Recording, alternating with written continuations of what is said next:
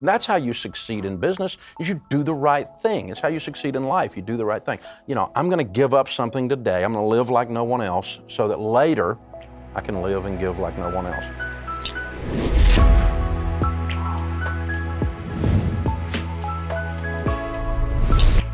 Here we are on the Sunday Special with our very special guest, financial guru Dave Ramsey. Super excited to have him on. But before we get to Dave Ramsey, first, let's talk about your impending death. So the fact is that you're going to plot sometime. Hopefully not soon, hopefully much later, but you should have life insurance because life insurance is one of those topics everybody knows a little bit about, but do you understand it well enough to feel comfortable buying it? Whether you're an insurance expert or a newbie, Policy Genius created a website that makes it easy for you to compare quotes, get advice, and get covered. Policy Genius is the easy way to get life insurance in minutes. You can compare quotes from top insurers and find the coverage you need at a price you can afford. From there, just apply online, and the advisors at Policy Genius will handle all the red tape for you. They'll even negotiate your rate with the insurance company. No fees, no extra fees, no commission sales agents. Just helpful advice, personalized service, and Policy Genius doesn't just do life insurance. If you're looking for disability insurance to protect your income, or homeowners insurance, or auto insurance, they can help you get covered fast. So no matter how much or how little you know about life insurance, you can find the right policy in minutes at policygenius.com. Policy Genius is indeed the easy way to compare and buy life insurance. Be a responsible adult. Don't be buried in a pauper's grave. Make sure that your family has money left over if, God forbid, something should happen to you. Go check them out at policygenius.com. Again, Policy Genius, the easy way to compare and buy life insurance. Well, Dave Ramsey, thank you so much for stopping by the program. I really appreciate it. Well, I'm honored to be here. You're a legend. It's an honor to be on with you. Well, I mean, right back at you. My family's been listening to you for a long time. I didn't even know about it, apparently, as it turns out. Over the weekend, I found out my in-laws listen to you, and my wife apparently listens to you, and I didn't know about it, which says something about both our marriage and the success of your show. And I want to start by asking you, I want to get into your financial strategies and kind of your life strategies, but what is your background for people who don't know your story and how you came to your kind of realizations and program about financial independence? Yeah. Well, I started out with all these letters and licenses after my name that said I was supposed to know something about money, and I started with nothing. And we ended up with about $4 million worth of real estate by the time we were 26. And back in the 80s, I was making a couple of hundred a year, which neighborhood I grew up in, we called that rich because of starting from nothing. And but I was stupid. I had borrowed too much money, and I spent the next 2.5 years of my life losing everything we owned. Too much debt. And I got a PhD in DUMB. We got the chance to start over with a brand new baby and a toddler and a marriage hanging on by a thread. And so kind of pierced through the academics and through the lens of faith and through the lens of common sense, found really common sense money stuff, and we started doing it ourselves. And that was 30 years ago. Maybe you can explicate some of the baby steps that you use, because I know so many people who have had serious debt problems and have been attempting to get out of those, who have used the steps that you talk about. So what are some of those steps that you talk about? What we figured out was that personal finance, I kept trying to fix it with the math, because I'm a math nerd. And then I finally figured out it wasn't a math problem. It was a me problem. The guy in my mirror is the problem. If I can get that guy to behave, he can be skinny and rich, but he's got issues. And so I figured out he needs a clear path and basic financial planning / mixed in with a little common sense to make some gumbo. We came up with an idea that, hey, do this first, then do this, real clear, and don't deviate from it. And lots of people did it, and it worked. And we called it the baby steps, because you can do anything if you just take a step at a time. Baby step 1's $1,000. Quickly save a little starter emergency fund. 2 is knock off all your debt, except your home, using the Debt Snowball, listing them smallest to largest, attack them in that order. 3 is an emergency fund. Go back to that 1,000, raise it up to a fully funded grandma's rainy day fund, 3 to 6 months of expenses. So now you're sitting with $15,000, $20,000 and no debt except your house. Now you can breathe. That's a foundation. And then you start your investing into your retirement, kids' college, and pay off your house early. Typical millionaire pays off their home in about 10.2 years. And then you're set up for baby step 7, which is just build wealth and be outrageously generous. So I want to talk about some of those ideas, because there's a lot there. And as you say, a lot of that is psychological as opposed to monetary. So when I first heard about your program, and I've talked to a lot, as I say, a lot of people who have used your program, there are a couple things that jumped out at me, because I too am kind of a math-minded guy. The first one was when you talk about the debt snowball, you start with small to large, you list all the debts and you say, okay, if you've got a $200 debt, pay that one off first, and build up to the big debt. And I'm sitting there going, okay, well, if you have a $200 debt at 2% interest and a $10,000 debt at 10% interest, why not start with the one with the high interest rate? It's mathematical blasphemy. It really is. For a nerd like me, it's like fingernails down a chalkboard. We're doing it wrong, We're doing it wrong. But the thing is, if you go to the why and you sweat and you drink water and you don't eat white bread and you gain weight, you will quit. And the same thing getting out of debt. You need some quick encouragement. You need to go, this might work. And then you pay off another one, you go, well, this might work. Then you pay off another one, you're like, get the neighbor in here. This might work. Hey, baby, come over here. Look at this. We paid. And you start to get this thing happening. It's called hope. And you actually believe it's going to happen. And so, and what happens is the more people get excited, the more they believe, the deeper they'll sacrifice, and the faster they get out. And so this debt snowball thing, even though it's, it's a paradox, even though that it works. It works. And people don't get out of debt using the other because they get stalled out. And I always just laughingly tell our audiences, if we were doing math, we wouldn't have credit card debt in the first place. It's not a math problem.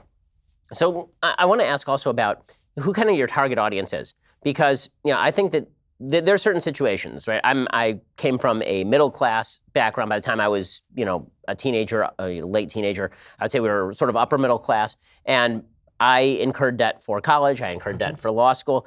You're very anti-debt for college. I agree with you that many college debts are worthless. But for my wife, for example, she's a doctor, as people know, and she went to medical school, and she also went to pre-med for undergrad. Are there any situations in which you think that taking out college debt is worthwhile? Well, I just don't teach people to borrow money. The shortest path between where you are and wealth is to stay in control of your largest wealth building tool, which is your income. Now that puts some serious hurdles in place when you're going to law school or you're going to go to med school. But I talk to people who go to med school and they find a way. They get scholarships, they do fellowships, the MD PhD program. There's all kinds of ways to do it, but it's tough. It's tough. But so's paying off $250,000 freaking dollars in debt. That's tough too. So you're going to pick your tough. You just got to pick which one. I mean, that's sort of, I guess, the question, because it sounds like there are certain situations, like there are situations in which if you have to have a government-sponsored debt, it seems to me those are the situations in which it's a bad idea to really take out debt. If you got to take out a student loan from the government in order to go major in gender studies, good shot, you're never going to be able to pay that off. Exactly. But there are certain professions where the income coming out is going to be good enough that there's a reason the bank is giving you a low-interest loan. If you're taking out a loan for pre-med, they're presumably giving you that loan hoping they're going to get knowing or having actuarial tables suggesting they're going to get paid back on the other end. So, are you supposed to forego med school? Those are federally insured loans too. And the inherent problem, and it becomes a policy problem when you get right down to the core of it with $1.4 trillion now in student loan debt. We're basically loaning 18-year-olds who have never had a job and want to get a degree in left-handed puppetry up to $145,000. I mean, we the people are stupid. We're really stupid that we're guaranteeing these loans. I mean, because there's no guidelines on this whatsoever.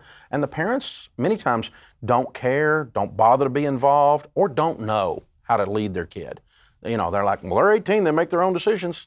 That's probably not a good idea. Maybe we put your arm around little junior and say, we really do need to get a degree in something other than, German polka history. Let's try something else, Let's try to get something that actually is marketable and that you can put some tools in your belt to earn a living so you don't live in my basement when you're 32. Let's have a plan here. And it's funny that you come at this from a different angle from people like Peter Thiel, obviously, but you end up in exactly the same place, which is college is very often a waste of time. Maybe you ought to just be going out and learning a career, apprenticing yourself, actually making something yourself. I don't think it's a waste of time at all. I mean, higher education, we just completed, one of our Ramsey personalities, Chris Hogan, we just completed the largest study on millionaires ever done. We studied 10,165 of them. And the vast majority of them have a 4-year degree. They didn't use debt to get it, though. That's what's odd. 68% of them have a 4-year degree. And almost none of them went to prestige schools, though. Most of them went to state schools and community colleges and that kind of a thing. And but it turns out being smart, being educated is a good thing. It's just, what are you studying and what are your expectations? But it just breaks my heart when I get a young lady calling me from Atlanta last week on my show, and she's got $165,000 in student loan debt for a master's degree in sociology, and she makes $38,000 working for the state of Georgia. I mean, it's just, where were her parents? Where we as a culture failed her to tell her that was going to work. But then you can't throw the baby out with the bathwater and say, well, education isn't a good idea. But we're just stupid about education. That's the paradox. So, as far as, taking on debt, and I'm focusing on the debt because this is one of the areas where, as you say, like the kind of statistically minded folks look at you and it sounds like blasphemy. So talking about entrepreneurialism. So when you look at the number of businesses that are started in the United States and that are successful, the percentage that were started off of some sort of loan from family, from friends, from a bank, there are a lot of businesses that were started off at least with somebody investing who was not the original person. Where our business, for example, was started off with an investor. Sure. And we went to the investor, and we had an obligation to pay off the investor. And our business doesn't exist without us actually borrowing money and then using it to build our business and then paying back the investor. And that's true for an enormous number of publicly traded companies. Is there a happy medium here, or do you really believe that it's just a matter of scrimping and saving until you can get together enough money to start the business? Because sometimes you actually do need a spend of scale in order to make sure that you can get launched. Well, if you're an income, if your end game is an IPO, if you're wanting to go public, you're probably dealing with a vulture capitalist at that point. You're probably venture capitalist. You're about to get yourself into a situation where somebody owns your soul, and that's going to be part of the process. If you're doing something like you guys are doing, you've got an angel investor that's setting you up and believes in your cause, and that gets you going. In my case, we started on a card table in our living room. We've got 806 employees today. We'll do about $200 million in revenue this year. We've never borrowed a dime. But it did take us 20 years. 20 years later, we're an overnight success. Yeah, exactly. It sounds like a pretty good plan. 20 years to $200 million in revenue ain't a bad thing. So it worked out. So when it comes to kind of personal character, how much do you think that financial decisions are about education of people to make the right decisions? And how much is it about actually being able to put off what you want for what you need? Yeah, that's called maturity, the ability to delay pleasure. And that is a character quality. Integrity, there's a high correlation between integrity, wholeness, not just telling the truth and honesty, but this full-on integrity. You are who you are all the time, that's integrity. And not only do you tell the truth, not only do you honor your word in situations. High data point correlation between that and the ability to build wealth. This idea that you cheat your way to the top is mythology. It truly does not work out there. Think about it. If you go to the local car place and get your car worked on, he cheats you, you tell everybody you know. And you don't tell everybody you know. And if you go in there and he says, oh, it was 35 cents, I fixed it, don't worry about it. You tell everybody you know because you just found a unicorn. It's so rare. The guy just did the right thing. And you send your family, your friends, and that's how you succeed in business, is you do the right thing. It's how you succeed in life. You do the right thing. Integrity, the ability to delay pleasure, the ability to say, I'm going to give up something today. I'm going to live like no one else so that later I can live and give like no one else. That's the way we say it on the show. One of the things that I think is so fascinating about your approach is that it is an approach that is driven by personal responsibility. So much of what's going on in the country, in politics generally, is driven by precisely the opposite attitude. So you're smart. You stay away from politics. I'm in politics full time. And it seems like politicians make bank off of basically telling people that nothing they do is their own responsibility and that everything that is wrong in their life can be blamed on outside forces. In America, how much of what's bad in people's life do you think can generally be blamed on the decisions they make, and how much can be blamed on outside forces, if you had to balance that out? Well, I think you can be born into a situation where you don't, you're in. I grew up in a neighborhood where people said stuff like, the little man can't get ahead. It was a victim mentality. Blue collar thing, it's like, the union will take care of you. The government will take care of you. I sure hope we can elect a president or a congressman will take care of us, because the little man just can't get ahead on his own. And is that a reality? Yeah, if you think it is. If you think you can or you think you can't, you're right, Henry Ford said, And so there's a reality to this. And so the belief is the real privilege. It's not the skin color and it's not the socioeconomic thing. It's the belief in the culture you come out of. I grew up in Tennessee, and we're a hillbilly culture. My family's Scotch-Irish.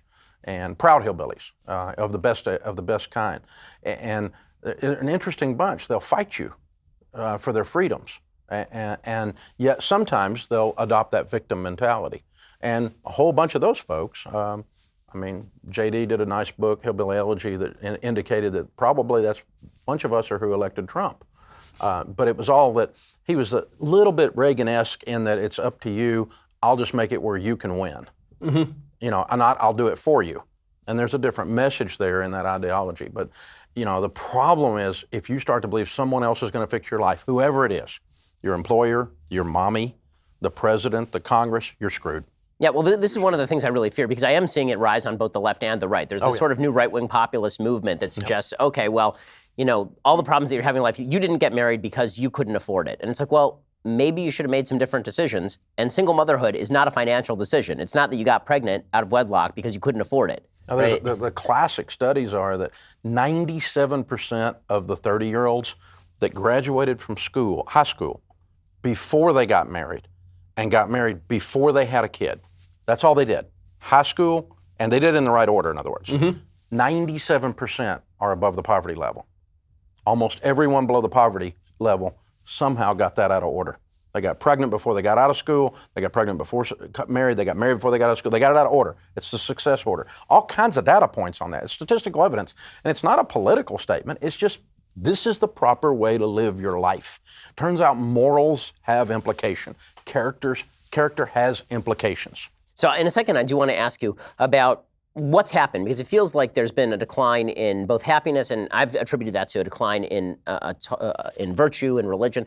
I want to see kind of your perception of that in just one second. First, let's talk about your healthcare program. So I have some good news. If you missed the deadline to sign up for healthcare insurance, or more importantly, if you signed up for a plan you're just not that happy with, you still have a choice. It's called Medi-Share. Medi-Share is a Christian healthcare sharing program. They've been around for 25 years. They have more than 400,000 members now around the country. And get this, over the years, Medi-Share members have shared over $2 billion of each other's medical bills, so they could help share your needs as well. Best of all, you could save a lot of money with Medi-Share. The typical savings for a family is about $500 a month. Your savings could be more, they could be less, but think about what you could do with that extra money every month. So if you think you're stuck with a high-cost health plan that doesn't have much to offer, think again. You can join Medi-Share anytime, so just call them today and check it out. Just head over to Medishare.com/Ben or call 844-61-BIBLE to find out more. There's no pressure. They are super easy to talk to. Find out how much you could save, why Medi-Share is really popular. I've talked to the folks over there, really nice folks, Christian folks. Go to Medishare.com/Ben. That's MEDI, share.com/Ben, or call 844-61-BIBLE for more information. Again, that's 844-61-BIBLE, 844-61-BIBLE, or Medishare.com/Ben, 844-61-BIBLE. Go check them out. So I want to talk about some of the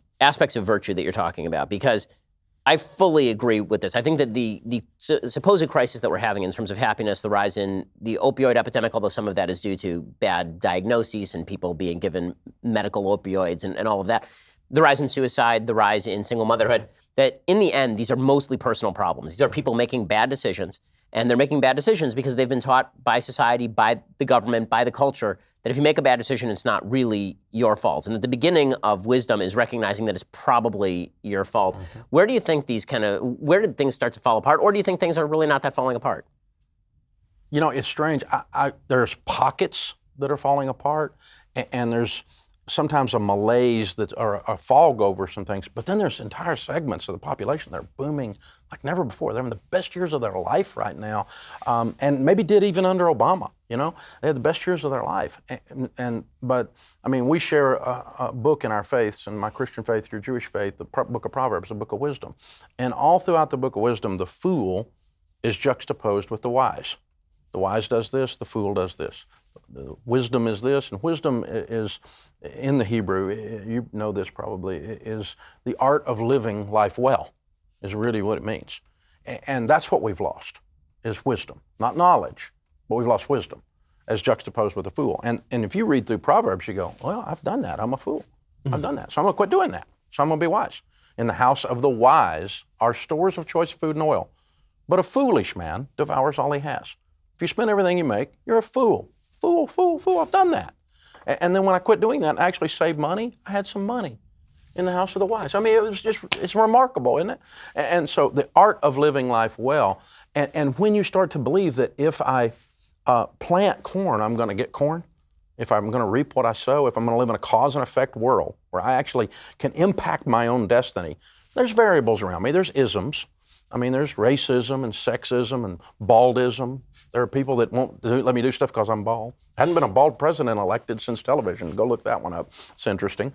So, these kinds of things are we got one with bad hair, but we don't have any with no hair. Right. And so Jerry Ford was not elected. But there's always, I've got a Southern drawl, and for years in the radio business, now we've got 600 stations, but for years, people in Boston thought we broadcast from a double wide because we were in Tennessee, with no shoes, There's all these isms, right? Everybody's got an ism they got to bust through. I don't care who you are. But if you truly believe because of your ism whatever it is, that you can't win. You're not going to get corn if you plant corn. Then why would you ever plant corn? That's hopelessness. And that's the path of the fool. Yeah, the way that I've put it on my own show is that I root for reality because there's nothing else to root for. There's a lot of folks out there who are rooting against reality. And you see this not only in politics, but you see it in culture, just the general thing where people look at their life and they go, X or Y isn't fair. Here's a person who's really rich, and I'm not really rich, and that's unfair. And you see politicians say this without any solution. They just sort of put it out there, and this is their actual talking point. You say, okay, well, let's assume for a second that that is unfair, and that if you were God, you would even all that out. You're not God. You're not evening all that out. And even if you would even all that out, it wouldn't result exactly in what you want here. So maybe you should stop fighting reality and deal with reality instead. Actually, wealth equality is unfair because effort is not equal. Smarts is not equal. I'm not as smart as Bill Gates. He's helped more people than I've helped. And as a result, he has more money. I mean, I haven't changed the world with a computer. He did. I'm not Steve Jobs. I didn't do that. Now, I've made a good bit of money. I've helped a whole bunch of people. But, I was arguing with this lady, liberal lady, and she was mad at me because I had made a lot of money selling books to people, helping them with money.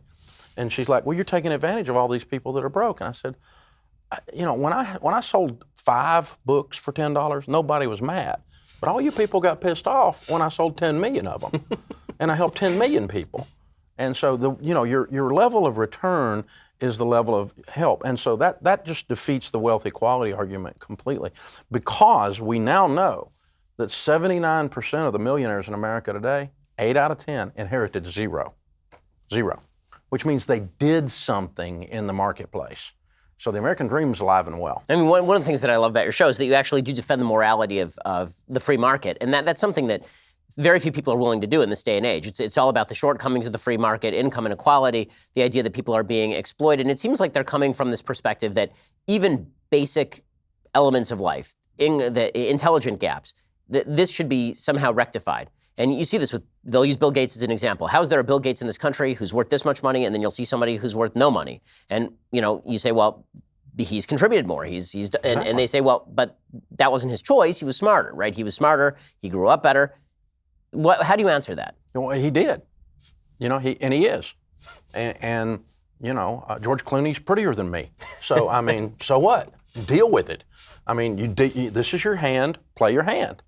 And we had a leadership event. We did our Entree leadership event last summer and got to spend some time with Condoleezza Rice. And she grew up in a segregated neighborhood outside of Birmingham. And she was talking about coming out of that segregated neighborhood to become Secretary of State. She's brilliant and brilliant lady. And she said, my parents told me my whole life, it doesn't matter where I'm coming from, and what matters is where you're going. And you just decide that's what we're going to do. But that has to all the way back to do with this thing called hope and this belief that if I plant corn, I shouldn't be shocked if I get corn. And if I plant nothing, I can't gripe about the farmer who planted corn and was out there toiling to kill the weeds and in the hot sun. Meanwhile, I'm standing over here watching the guy, and then I go, well, it's not fair that he's got some corn. I mean, I wonder if some of the complaints that are cropping up, particularly among young people, and I speak a lot on college campuses where there are a lot of young people who make exactly these complaints, that this is coming as the result of a breakdown in religious community. Because I'm a religious person, you're a religious person. There are a lot of rich people who have been, I've been a lot poorer, I've done well. That's changed, but I've watched the same thing happen to people in my community who I grew up with, and so I know all of them. And so it's a lot harder to be jealous of the guy that you've known and grown up with and who you can go to for help than some random guy on the street who you have no association with. And as we fragment as a community, there's more of a feeling of, well, maybe that guy owes me money, as opposed to, well, I've known my next door neighbor my entire life. We go to the same church or the same synagogue. Mm-hmm. The one area of equality that matters more than any, we are equal, which is we are all equal before God, right? God sees us all exactly the same. With that breakdown, I'm wondering if maybe that's what's caused a lot of the feeling of dispossession. Well, and it's also, contributes to racism, also contributes to arguments between religion. I mean, if you sit down and spend time with people and actually develop a relationship with people that have different situation than you've got, you're going to learn there's good people and there's bad people in almost every one of those things. I know wealthy people all over the world that are worth hundreds of millions of dollars. They're some of the best people on the planet. And I know some of them that'll cut your throat just to see if you bleed. I mean, and I know some poor people that are some of the best people on the planet. And I know some of them will cut your throat. Hasn't anything to do with the money. It's got to do with their character or their lack of it. The money just revealed it. So where do you think the country is going? Are you hopeful or pessimistic for the country? You deal a lot with individuals, but on a broad level, where do you think the country is going right now? I mean, my spoiler is that I'm always pessimistic, which is great for me because it means I'm always right eventually. Yeah. It's just a question of where the eventually happens. But are you optimistic or pessimistic about sort of the direction that the American people seem to be moving? I'm optimistic overall. There's lots of issues. There's lots of problems. And I think the biggest problems we've got are not structural and they're not systemic. The biggest problems are belief breakdowns, where people believe the wrong things. And when you believe the wrong things, then you make bad decisions because your worldview is screwed. And that's the most pessimistic piece I've got about it. And so to the extent that people like you can get out here and be thought leaders and teach people that what happens in their house at the end of the day is probably a lot more important for the quality of life they lead over the next several decades than what happens in the White House. So what's your religious background? Where do you come from? Like, can you tell me about your parents? Because how'd you get this way is sort of the question. Oh, I didn't grow up in church. I was a hell-raising, beer-drinking hillbilly. I was a crazy man. No, I met God as an adult. And I actually met him on the way up when I was making that money, and then when we were losing everything, I got to know him on the way down. So I started studying Scripture because I had all these letters and licenses after my name and about money, and then how shit broke. I must have got some bad information because I was acting on all the information I had, and it didn't take me where it was supposed to take me. Instead, I built a house of cards that fell in on me, use OPM, leverage other people's money, and all that stuff, right? And I got to thinking about it, and who was it taught me to borrow money? That was my finance professor in college who was broke, which is kind of like a shop teacher with missing fingers, right? That's a problem. So I started, as a young person of faith, young in my faith, in my 30s, 20s, I really dove in and started learning what the Scriptures say about money. I mean, if you just read Proverbs over and over, you have a master's degree in finance. So you have 3 kids. How old are your kids? 26 to 32. And have they followed all of your advice? If they don't? Yeah. Well, they're all actually functioning human beings, and they have great marriages, married good people, and have great babies and great careers. They work very, very hard. They are not silver-spooned by any stretch. Well, one of the things that I love about your show is that you really do give tough love advice to a lot of the folks who call in. I mean, it's what makes it so entertaining is that you're actually telling them the truth. Have you ever felt bad after you get off a call that you slapped somebody a little bit too hard upside the head? Yeah. Oh, sure. But typically, what I've learned to do in the past more than in recent years, I've gotten better at it. I mean, because I can judge. What I used to do is I would just hit everybody the same, and that's not fair. If somebody joined our tribe 3 weeks ago, they've got a different set of knowledge, so I can't hold them to the same level of account. I started watching your stuff on YouTube, Dave, 3 weeks ago. Okay, I'm gonna give you. We're gonna gently bring you along. But Dave, I've listened to you for 10 years and I leased a car last week. Pop, I mean, you're gonna get it, So because you know not to do that. I do everything you say to do, and then tell me 3 things you didn't do. And so it's like, we're gonna get you, dude. And it's tough love, but you know what that is? That's real love.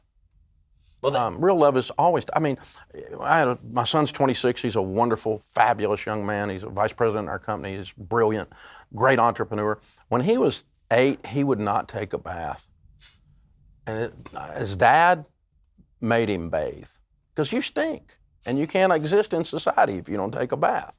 You don't brush your teeth. You're not gonna have any, son. And I'm gonna make you do this against your will, for your own good. I don't get any benefit out of it at all. It's for your good. That's love. But they call it tough love. It's just being a good dad. This is one of the things that drives me up a wall. I know so many people who are both adults and teenagers, but it must have been inculcated them when they were teenagers, and now they carry it forward. This idea that you're 25 and you've screwed up your life, and if somebody says anything that crosses you, it's because they don't love you enough. That if they truly loved you, then they would just accept you as you are. And so, well, maybe I'm trying to not accept you as you are because you suck the way you are. Maybe you should stop sucking, and then then you will have earned the love. Yeah, I think 4 DUIs is awesome. Just keep drinking. It's working for you. I mean, come on. You're gonna spend your life in a ditch if you live and don't kill somebody else. This is ridiculous. We're going to have to drag your butt out of the bar, boy. I mean, this isn't going to work for you. And you just got to love somebody enough to go, I'm not going to participate in your crazy. I'm going to stand over here on the side and show you what sane looks like. Come join us. It's more fun over here. So what are your rules for relationships? There are a lot of folks who are married or thinking about getting married. Do you have any sort of relationship rules and advice for folks who are getting married that they should keep kind of first and foremost in their minds? Oh, man, I've been married 36 years, and happy wife, happy life is the first one, but yeah. No, I mean, as far as the money piece goes, we have learned that when people handle their money together, that they're really setting their life goals together. They're sharing their fears, they're sharing their stresses, they're sharing their dreams, because your money all runs towards those things. The way you handle your money symptoms, more of a symptom of what's going on in your life than the actual problem. And so when we can get couples to start talking, it's amazing. They go through one of our classes and they've been married 12 years and they come back, you saved our marriage. I'm like, you went the wrong class. The sex class was down the hall. You know?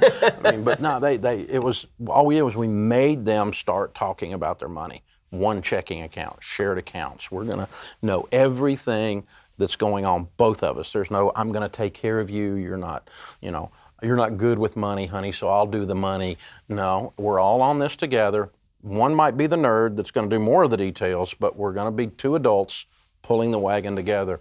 And there's tons of data that says you're not gonna build wealth unless you do that. So I know, again, you don't get into politics too much, but from a general political view, I am going to ask you one political question, which is, what do you think the proper role of government is? Because it seems like nowadays people think it's to fix income inequality, guarantee people jobs. Mm-hmm. In your ideal world, you're King Dave Ramsey, and you get to decide, what government does and what government doesn't. What do you think government's actual role is? Well, God has been smart enough so far to not allow me to be involved in that. So, and I pretty much agree with him. So, no, I mean, politically, I'm sitting here, so I'm obviously conservative, very conservative, probably just to the right of Genghis Khan. But, my liberal friends, my liberal listeners, I make fun of them all the time on the air, but they know I love them. And I'll help them with their money, and I'll help them with their marriage when they call in, and I'll help them retire with dignity. I'll show them how to do it. But I like people. I'll help you wherever you are. That's okay. But as far as the reason I'm a conservative is I was sitting with John Stossel one night about 15 years ago, back when he did 2020, back a long time ago, and he said, I've read up on you, and I said, oh, really? That didn't take long. And he goes, yeah, you're a social conservative and economic libertarian. And I said, I never thought about that, but I probably am. I'm an economic libertarian because I'm a free market. I mean, I am a capitalist pig. I love capitalism. Capitalism is what happens if you leave people alone. They will go and function in their own best interest. Some of them will do it crooked. Some of them will do it with morals. Some of them will do it sanctified capitalism. Some of them will do it wrong, and you wish you hadn't let them run loose, just like when your children grow up sometimes you wish you hadn't, but that's the way it is. But I see so much good happen, more good happen in the marketplace when you let people do their own thing. Anytime you put a large number of people in a small area geographically, there has to be more rules. We call that civilization. If you're going to be in the middle of Montana and there's, more sheep per capita, in this square mile than people, and there is. It's beautiful up there. I love Montana. And but you don't need you can just walk around with a gun on your hip and you can just shoot it if you want to, But if you do that right here in the middle of LA, you'll not only go to jail, but you'll endanger people. So we call that most of the city, actually. But, that's, legally, but the point is more people, you have to have more rules. And government is the same way. And so I love the old systems of government. I'm an old guy, so, highways and take care of the military and a bunch of this other stuff, they were just trying to engineer votes. And they should be out of all of those businesses. So, yeah, if you made me king, there'd be a whole bunch of folks unemployed that used to work for the federal government very quickly, because I'd just do away with a bunch of it. But I'm not going to be king, so you're safe. It's okay. Alrighty, so I want to ask you about charity. So in your program, you talk a lot about how when you get wealthy, you should give a lot of charity. What do you think the role of charity is? Because there's a whole group of folks who are sort of the Ayn Randian objectivists who say that the best way that economics works is to never give charity. The best thing you can do is invest your money, create more jobs. Why do you think it's important for folks to give charity? Well, it has nothing to do with the economy. It has to do with what it does for you. God teaches both of our faiths to give very, very clearly. Tons of scripture. The Talmud, the Old Testament, what we Christians would call it, and in the New Testament as well. Tons. So why would a loving God suggest that you give money? It has nothing to do with economics. Your synagogue does not need your money. My church does not need my money. They're going to be fine, I promise. So that's not what it's about. This is about what happens in me. When I turn loose of money and I see the result, it moves me from selfish to selfless. It grows my character. And selfless people are highly attractive, much more so than selfish people. And so it turns out that the person who gives is also the person who holds the door for you. They're also the person that has a level of humility. They understand the center of the world really doesn't run through the top of their head. And so, but there's a spiritual result, a character-based result, and a psychological result when you go through the tactical step of mathematically giving your money away. And so when you reach over and you see a lady waiting a table in a greasy diner and you leave her a $300 tip and she's pregnant, that lady needs some money. Now, you helped her. The economy was affected, but what it did for you was more than any other player.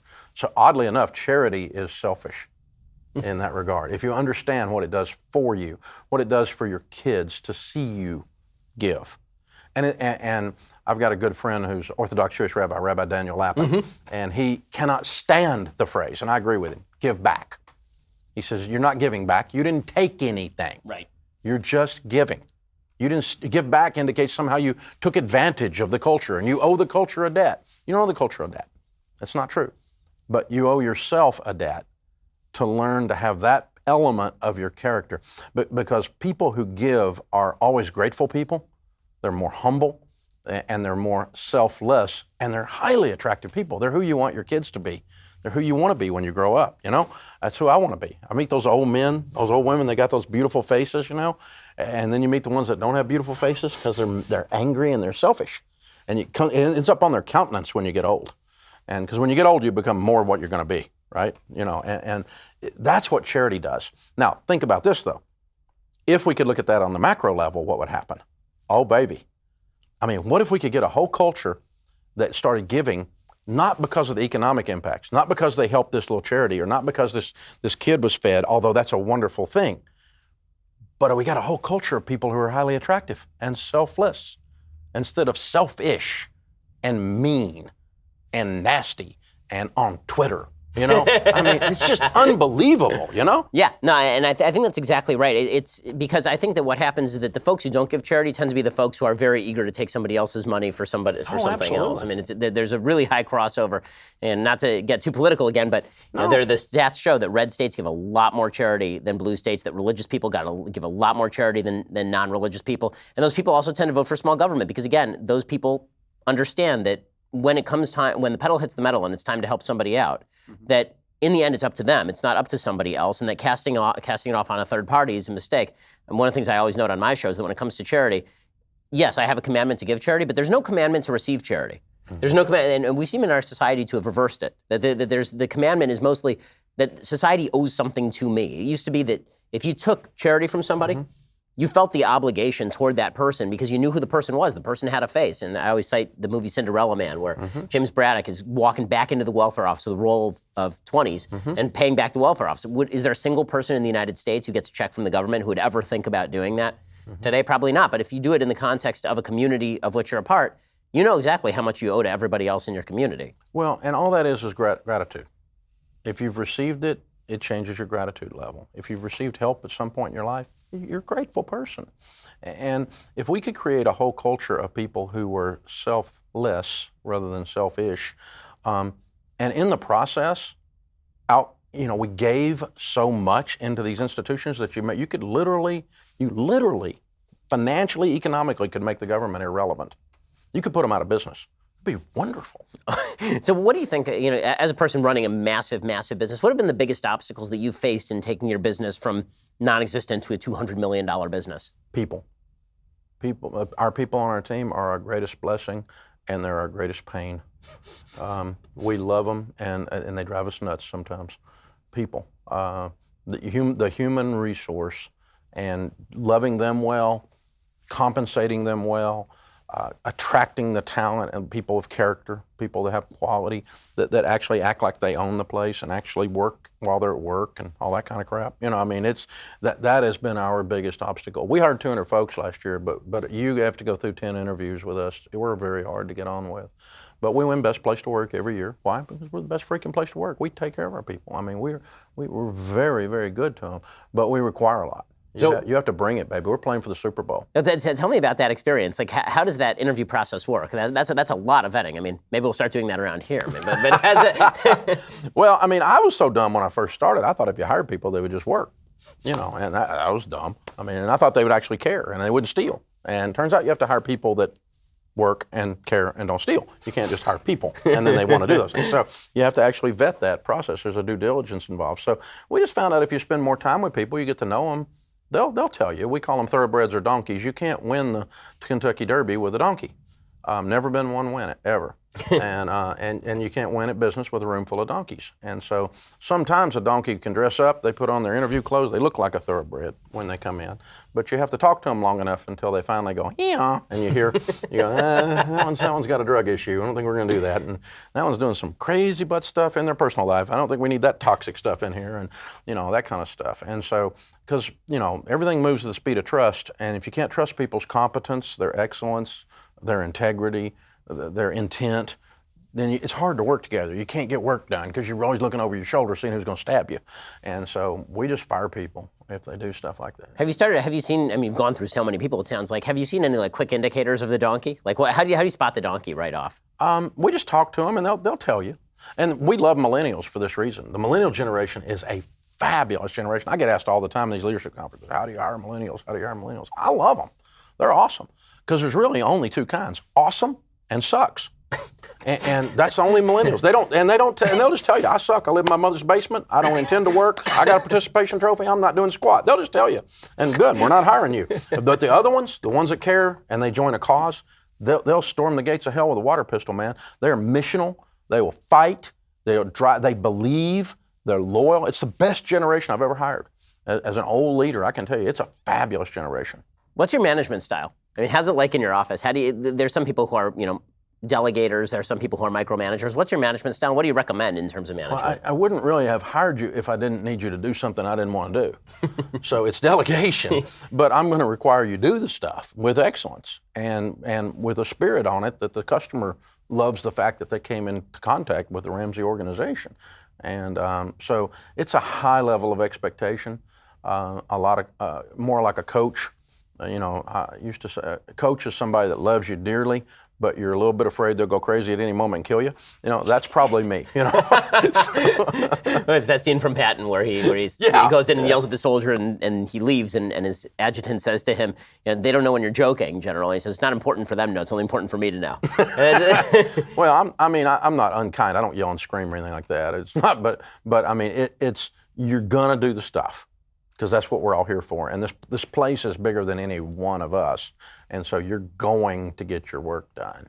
And if you don't, then, you know, we'll set you free in Jesus' name. There's stuff you can do. Well, I mean, this does seem to be the commonality between all the good managers that I've ever seen, is that it's all about hiring the right person and leaving them alone. That if you have to intervene with the person too much, then you're a bad manager and you're a bad hirer. If you have to be in their face all the time, and that's why when I look at presidents, you know, I'm not going to name any names. When you look at presidents and they're constantly shifting staff or they're micromanaging or going over people's heads, that's the mark of a bad business to me. Is somebody who has to have only closely held people who can't delegate out to. You're a control freak then, and so. But you can't if you delegate without being able to trust someone's competence and their integrity. That takes time. If you delegate without doing that, then you're just irresponsible. And we have made the mistake in business and in government. If we just hire someone who's talented and they got a good resume, then we'll just turn them loose. No. We'll walk with you a little bit here. Make sure you know how to do this stuff the way we're doing it. Make sure you really know how to do it, that you're not just got a good resume and so forth. So I'm going to trust your integrity and your competency. And the bigger the job and the more money that's involved, the more customers that are involved, the more that's on the line, the longer that's going to take. So as an advocate of the free market, some of the big questions that have come up recently, one that's obviously starting to take front and center stage, is the question of technology and the idea of a permanent underclass, the idea that there's going to be some sort of IQ dichotomy where people who are smart are going to be able to work and get jobs and everybody else is going to be replaced by technology. Do you see that as a problem in the future, or you think that technology will be more of an aid than a hindrance? No. Technology's both simultaneously in all of our lives a blessing and a curse. And we've got kids whose screen time is blowing their brains up. There's all kinds of problems with their brains with too much screen time.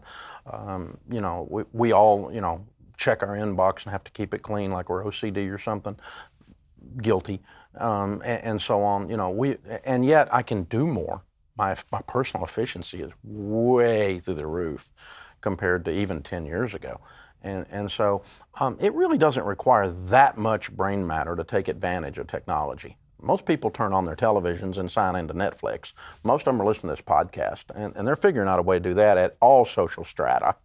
And, case in point, the dollars that are flowing into those things, we can see that that's happening. So there's enough gray matter to take advantage of technology, but it's always a blessing and it's always a curse. And, I always think about the story of the guys that used to bring ice blocks and tongs on a wagon and set them in a box called an ice box that was basically a cooler in your kitchen. It didn't have any refrigeration. And then Freon was invented. Well, the ice tong guys went out of business, right?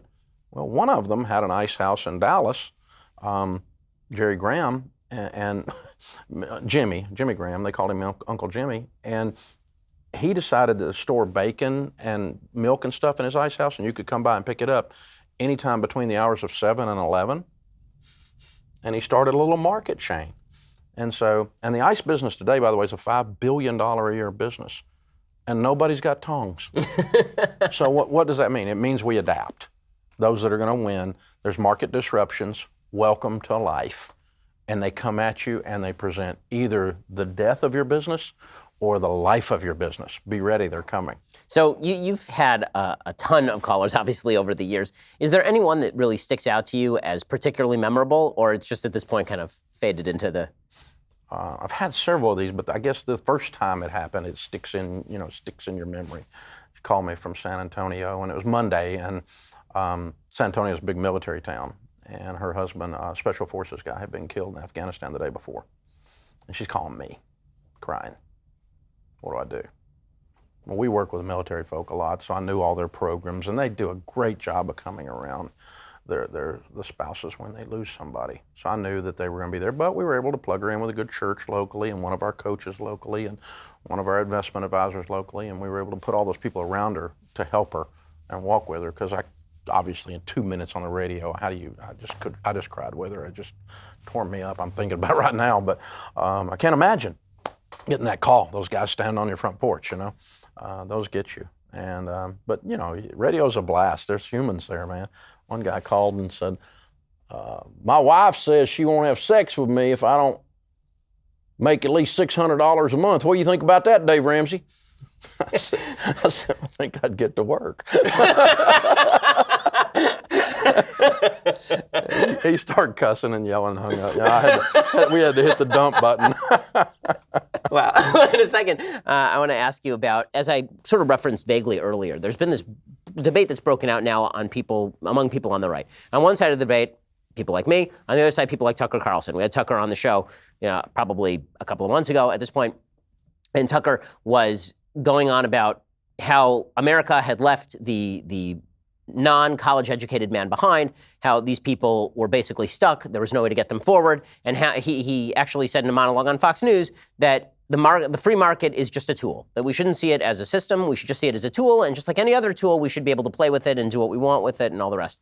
And when he was sitting in that chair, one of the things that I said to him is, it seems to me that you've lost the sense of American adventure. Because he said, that why should it be that if you grew up in a small town and your grandparents are buried here and your parents live here, that you should have to pick up and move if there are no jobs in that town? I said, well, because that is the biblical injunction and has been the nature of adventure-seeking people in all of human history. That was the guarantee of America. But it seems like this is a mindset that's setting in for a lot of folks. I was born here. I should stay here. There's no reason for me to leave. Do you see that as a trend as well? Well, Tucker and I started on Fox Business when it first started together. He's been a friend a long time. I wish he's sitting here so I could insult him in person. That's just hogwash. He needs to get out of Manhattan more. When you walk around with real people out here, some of these little towns are dying, and evil Walmart took over the town, or evil whatever took over the town and ran the little guy out of business. Again, that's a marketplace disruption. There's a great old book, one of John Grisham's books, Painted House. It's fictional, but the story is about cotton picking family, white trash, lower income white trash in Arkansas. And the cousin had enough, got in the truck, got a bus ticket, went to Detroit because they were hiring people to build cars.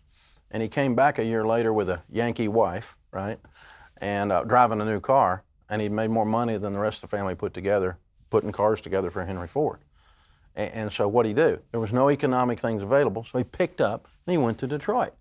I mean, when the hurricane hit New Orleans, you know what happened? We got Cajun restaurants all over the United States because people left and never went back. They left because their homes were destroyed, their businesses were destroyed, but then they got comfortable. We got great Cajun restaurants. 2 of them are friends of mine in Nashville that were from New Orleans, and the only reason they're there was Katrina. That's the reason they're there. So when economic calamity or lack of opportunity is there, you pick your butt up and you move. There's always been a diaspora, an economic diaspora. There has always been that. There's always been movement, to the state of Florida, because of the snowbirds. There's always a thing, and taxation and policy drives that. There's people leaving the state of California as if the place is on fire right now, going to Texas. I mean, the whole political makeup of Texas is shifting because of California's moving there to get away from the taxation.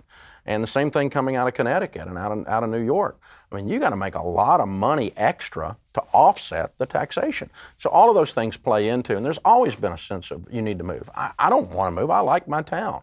I'm comfortable there. But if it means feeding my family, if it means living my destiny that God's given me, I'm gone. Let's go. When it comes to the question of sort of how to raise your kids in this culture, what sort of tips do you have for young parents particularly who are being hit with a lot of cultural influences that suggest precisely the opposite of exactly the lessons you teach? How do you shield your kids? Because you brought up 3 great kids it sounds like. How do you go about protecting them from this and inculcating in them exactly the sort of values you're talking about? Well, the first thing is, my friend Andy Andrews says, don't try to raise great kids. Raise kids that are going to be great adults. And that's a different thing, because great kids are like little Stepford children, and they don't ever embarrass you in the restaurant, and they're always perfect and all this BS. And they're never that way. They'll poop in their diaper right in the middle of the worst possible time and scream in the middle of church. That's kids. That's because they're kids. That's what they do. But what we are going to teach them to do is to have critical thinking skills. And I'm going to be a whole lot more concerned with your character than I am your GPA. I'm going to be a whole lot more concerned with the way you treat your brother or your sister and the way you talk to your mother in my house than I am whether you did a piano recital. And so sometimes we raise the activity level, all the activities we plug our kids into, as a substitute for teaching them character. And we just taught them you can't lie. It will hurt you because I will hurt you so that you don't get hurt later. And, well, you paddled your children. You dadgum right. Most of my best friends were paddled as kids. And, you beat your children. No, I'm not a child abuser. I love my children more than anything. I take a bullet for them. But they turned out. And part of that was, the nurturing of their mother, the fear of their father. Let's even talk about that sort of stuff these days. It's obviously very controversial. I get hate mail for days. I will after this. That's okay. It's all right. I made a living off of it. It's okay. Well, I mean, this is the fun stuff that we get to talk about all the time, and you talk about in your show too, is sort of the distinctions between male and female roles in the household. How do you see that? Well, I'm probably middle of the road. My daughter called me a feminist the other day. I couldn't believe it. But toxic feminism, toxic masculinity has been in the news this week. Obviously, we don't want to do any of that. But as a husband, as a dad, my job is to love my family, to serve them, and take care of them. And that may mean the way I serve my 8-year-old is I may make him brush his teeth. It may mean the way I serve my 16-year-old is you don't get to drive tonight because you've not been acting right. It may be, and they don't feel served. when you're doing that. But I'm serving them. I'm their dad. I love them more than anything on the planet. And that's the way I view it. Is my goal is to serve. But no, I mean, my wife has been a full-time mom, but if she wanted to have a career, I don't care. My mom was a working mom, and that's fine. I mean, your wife's a working lady, and got a lot of, 3 of our operating board members in our company are very, very sharp ladies, and so I have no issue with that at all. It's, what do you want to do with your life? How do you want to do it? And how can we support each other to win? I don't make decisions unilaterally at our house, and neither does my wife, by the way. So big decisions, we talk about it, and we come together on it, and that includes talking about something going on with the kids, or a large charity donation, or going to buy this building to put our company in, or in the old days when we hire people, we always interview them with their spouses and with our spouses, because spouses see stuff. And so that, we just work together. It's a team. So, a lot of the basic values that you talk about, it seems like a lot of folks in the country ideologically do not hold those values. And it seems like they're located in particular states around the coast. Do you think that this is a gap that's bridgeable? Because this is really a concern for me, is that that it's almost 2 separate Americas. It's a group of Americans who take very seriously traditional values and who still think that it's worthwhile to go to church and inculcate those values in their kids. And then there's a group of folks who seem to think that those values are old-fashioned, outmoded, that we live in an experimental age in which you basically ought to let your kids run roughshod over you or do whatever they want, in which it's a mistake to try and teach your kids anything. And in fact, it's an act of parental tyranny to try and teach your kids anything. Do you think that gap is bridgeable, or do you think it's going to continue to sort of bifurcate? Oh, it probably comes and goes. We kind of went through that in the hippie movement in the 70s. We've gone through it. We went through it a little bit with the Gen Xers. Some of the, quote, skateboard crowd. You remember those guys? That kind of thing. Every generation has to push back and has to pull. But yeah, we're seeing some of the fabric of our culture unravel, some of those values that are basic human things. The loss of civility, though, in the last 36 months, 48 months, has just this political correctness police. You can't say anything that someone doesn't like anymore without them going absolutely bananas. I mean, they'll destroy a teenager's life, whether it's on the right or the left. I mean, the young man that stood up on the left from the school in Florida that there was a shooting, I mean, the right went after that kid and basically just ate him alive. He was a child. I mean, he's a 17-year-old boy. Leave him alone, people. And then this week, the kids from Kentucky with the MAGA hats on, or MAGA hats, or whatever you call it, and all that stuff. But I mean, the one thing you need to understand is these cameras and audio, you can make people say almost anything you want them to say when they finish. And I've had it happen to me a time or two, and in print as well. And so you can't believe what you see on the internet. I know that's shocking. But the lack of civility to stop and let's just stop a second. And did that pastor really do that? And maybe he did. Maybe he's an absolute reprobate, and he should be punished, and he should lose his standing for 45 years of building that. But did he actually do that? And so I think we got to just stop a second and breathe before we just slit everyone's throat on the first possible offense. Oh my God, we're an offended people. It's ridiculous. And you get extra credit for being offended, and you also get extra credit for being the first person to go in for the throat slitting, because if it turns out that you got it wrong, well, then you can sort of walk it back a little, maybe apologize, maybe you don't. But if you get it right, then you get all sorts of credit as being the first on the virtue signaling train. Exactly. And I'm in charge of virtue. That's my job for everyone else. And turns out a full-time job is the guy in my mirror. Mm-hmm. Well, in a second, I want to get to the final question for you here today. Yeah, exactly. So here's the question. The question is going to be, on a scale of 1 to 10, 1 being entirely risk-averse and 10 being entirely risk-tolerant, how do you rank yourself? Because you're obviously an entrepreneurial guy. You're a guy who's actually, started a massively successful business, but you're also somebody who says that you shouldn't take out debt. So that seems risk-averse. I'm going to get the answer from you in a second, but if you want to hear Dave Ramsey's answer, you have to be a Daily Wire subscriber. To subscribe, go to dailywire.com, click subscribe. You can hear the end of our conversation there. Well, Dave Ramsey, it really is a pleasure to have you here, sir, and I can't express enough that if folks haven't checked out Mr. Ramsey's stuff, you haven't checked out Dave's stuff, you really should. He's helped millions of people, and including apparently half the members of my family, which I didn't even know. So Dave Ramsey, thanks so much for stopping by. Thank you, sir.